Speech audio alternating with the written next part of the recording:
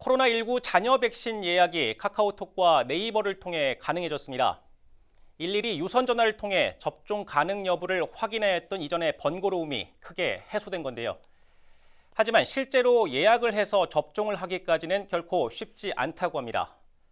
접종 희망자는 많은데 자녀 백신 수량은 매우 적기 때문입니다. 이 소식 박원기 기자가 전합니다.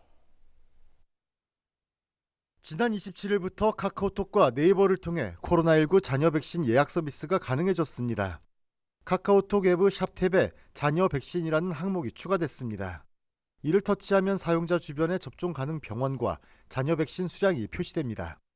자녀 백신 접종은 30세 이상과 아스트라제네카사 백신만 가능합니다. 예약 서비스는 노쇼 접종을 염두에 이뤄집니다. 또 개봉을 한 뒤 폐기되는 백신을 전략하기 위해 도입됐습니다. 서비스가 시행되면서 이전과 다르게 접종 예약이 수월해졌습니다. 하지만 접종까지 가기는 쉽지 않아 보입니다. 접종 희망자는 많은데 백신 수량이 적기 때문입니다. 정부는 백신 접종을 한 국민에 대해 여러 인센티브를 제공합니다. 당장 내달부터 백신 1차 접종자에 대해 직계가족 모임 인원 제한에서 제외를 시키고 야외에서 마스크를 쓰지 않을 수 있도록 했습니다. 접종 완료자는 7월부터 식당 인원 제한에서도 제외됩니다. 일단 정부에서 백신 접종한 사람에 대해 인센티브도 준다고 하고, 또 제가 여러 사람을 만나는 강사라는 직업을 하고 있다 보니까 불안감이 굉장히 컸거든요, 지난 1년 동안.